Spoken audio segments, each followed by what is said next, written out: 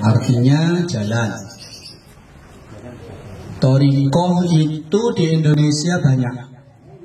Yang muktabaroh itu ada dua. Muktabaroh yang terkenal di Indonesia, thariqah itu muktabaroh ada dua. Ada thariqah Qadiriyah. Thariqah Qadiriyah itu yang mursyid di Indonesianya itu Habib Lutfi Pekalongan.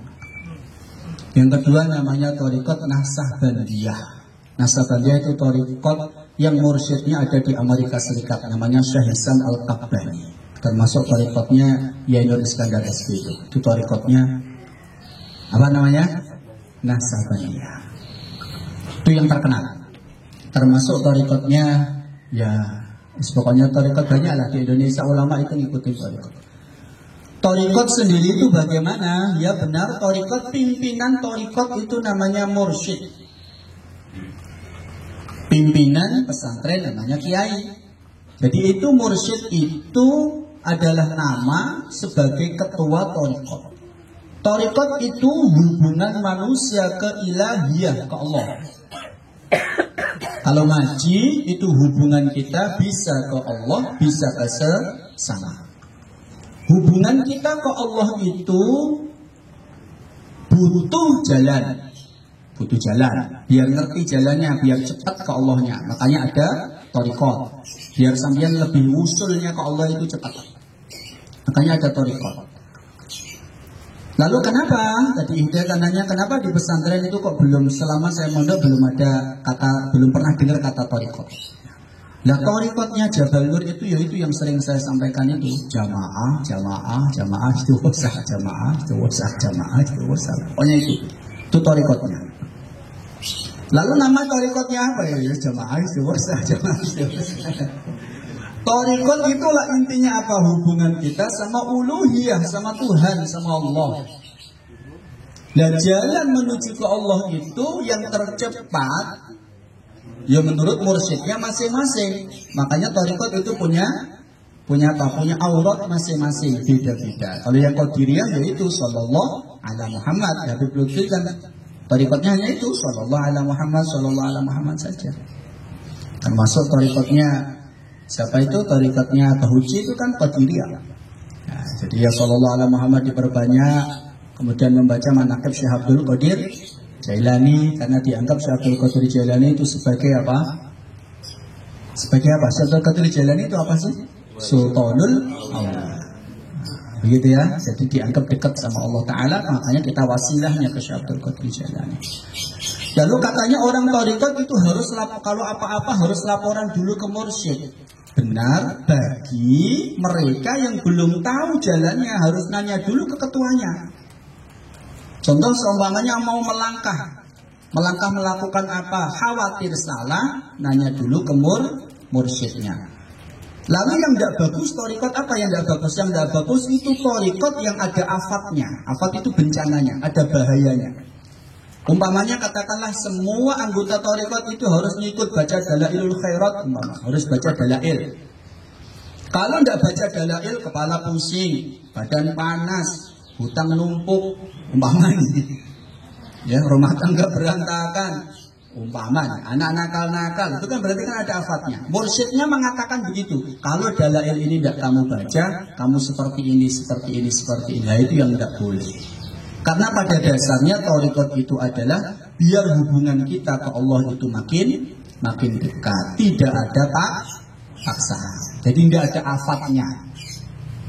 Lalu kenapa dulu kamu di pondok kok tak suruh bener-bener?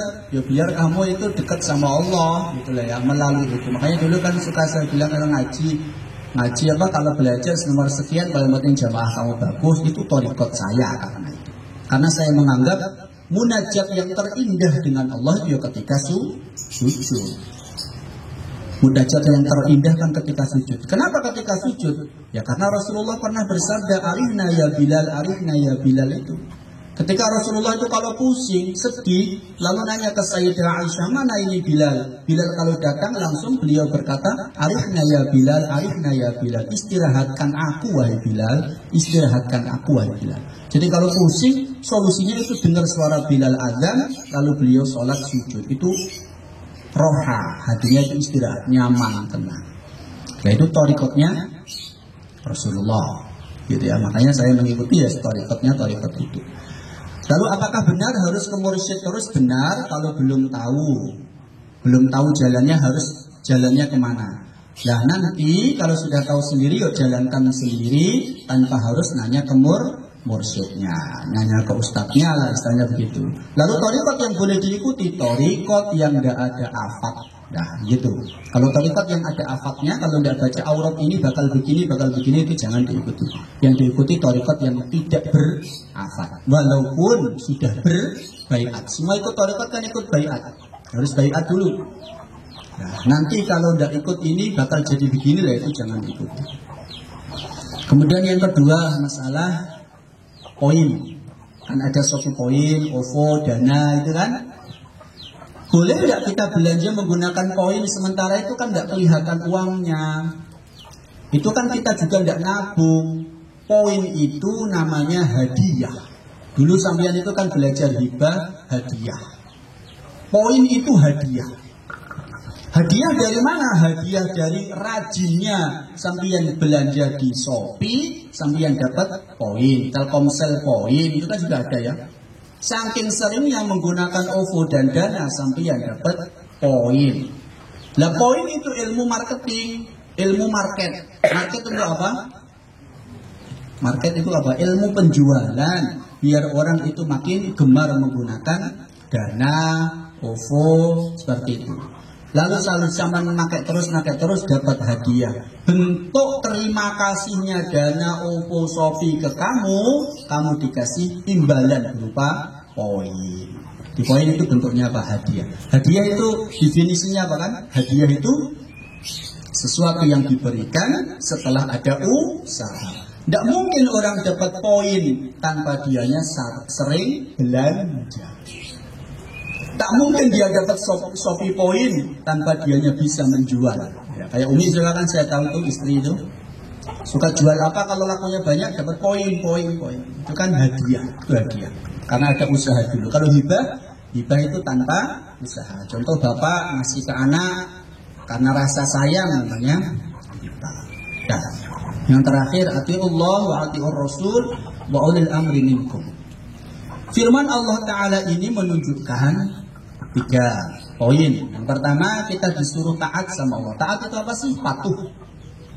Patuh kepada Allah itu apa? Patuh kepada Allah itu 2. Yang pertama apa? Laksanakan perintah Allah semampu kamu. Tinggalkan larangan Allah semampu mungkin. Itu namanya atiullah. Pahamin kata-kata saya. Laksanakan perintah Allah semampu kamu. Tapi kalau meninggalkan larangan Allah semampu mungkin. Berarti kalau melakukan perintah Allah semampu kita, maksudnya apa? Ya semampu kalian.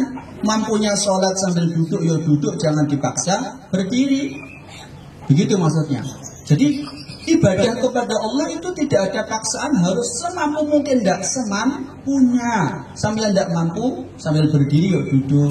Sama mampunya baca sholat, umpamanya sholat witir, katakanlah mampunya hanya 1, yuk 1, tidak usah 3, semampunya. Tapi ingat, meninggalkan maksiat harus semampu mungkin, sekuat tenaga ditinggalkan.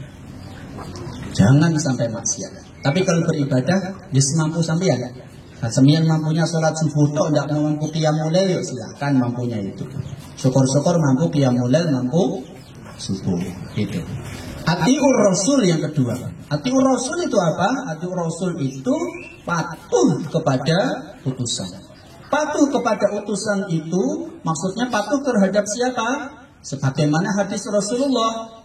Hadis Rasulullah itu bahasanya bagaimana? Kita disuruh mengikuti Rasul dan mengikuti sahabat Rasul itu. Gimana bahasa Rasulullah kalau dalam hadisnya itu? Kita disuruh mengikuti Rasul, dikuring mengikuti Khulafaur Rasyidin Al-Mahdiyyin. Bahasanya gimana? Kan sering kalau saya ngaji di ngaji di pondok itu kan sering saya mengutip itu. Alaikum bisunnati wa sunnati Khulafair Rasyidin Al-Mahdiyyin azzu bin nawajil. Itu kan ada hadis begitu. Alaikum bisunnati, ikuti sunnah-sunnahku, wa sunnati Khulafaur Rasyidin, dan sunnah khulafaku yang 4, penggantiku yang 4. Adzu bin nawajid, pegang ucapan khulafah yang 4 ini, penggantiku yang 4 ini dengan menggunakan gigi gerahammu.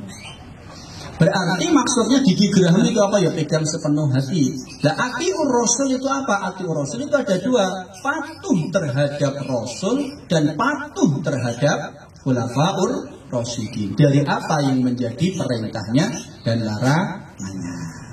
Bisa dimengerti ya?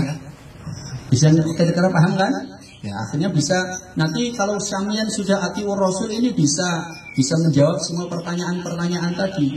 Muara fikih, muara problematika kehidupan agama di dunia ini itu kan berawal dari kita disuruh taat sama Rasul dan khulafaur rasyidin. Makanya kalau ada orang berkata kembali ke Al-Quran dan hadis, wah itu sombong itu.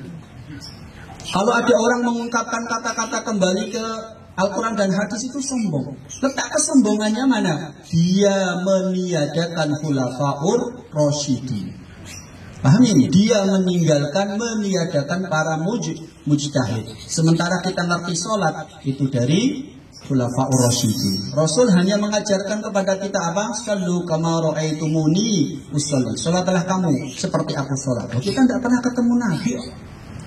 Akhirnya dicontohkan khulafaur rasyidin. Khulafaur rasyidin dilihat oleh muridnya, jadilah masuk sampai ke Imam Syafi'i, Hanafi, Maliki itu. Jadi tidak boleh orang sombong begitu, itu tidak boleh. Yang terakhir apa? Wa ulil amri. Ulil amri minkum itu apa? Ulil amri minkum itu imamun adilun. Kembali lagi kepada tadi, sab'atun yudhilluhumullahu yawma la dhilla illa dhilluh. 7 golongan termasuk imamun adilun tadi. Kita disuruh patuh kepada pemimpin kita. Pemimpin yang apa? Imamun adilun. Imamun adilun itu seorang pemimpin yang bisa memposisikan dirinya sesuai pada porsinya. Bisa dipahami ya? Boleh enggak? Seumpamanya sampeyan punya calon, ibu bapak punya calon sampeyan lebih kufu itu lebih sebanding dengan sampeyan dinimbang pilihan orang tuanya. Kemudian kita milih pilihan kita, tidak milih pilihan orang tuanya. Boleh tidak? Lihat dulu orang tuanya. Kalau orang tuanya tergolong orang yang adilun, sampeyan harus mengikuti. Tidak boleh tidak mengikuti. Walaupun menurut logika sampeyan itu pilihan sampeyan lebih kufun. Karena orang tua adil. Itu jadi wa ulil amri minkum itu, dan ikuti perintah dari pemimpin kalian. Pemimpinnya seperti apa? Yang adil. Letak keadilan itu ada di mana? Ya yang mengikuti tadi. Alaikum bisunnati wa sunnati khulafair rasyidin al-mahdiyyin. Bisa dipahamin ya? Nah, cuman adil itu luas loh artinya. Ingat, paling penting sampean tidak pakai emosi. Kadang-kadang ada orang yang tidak adil ini emosi. Jangan pakai emosi. Wallahu a'lam bishawab.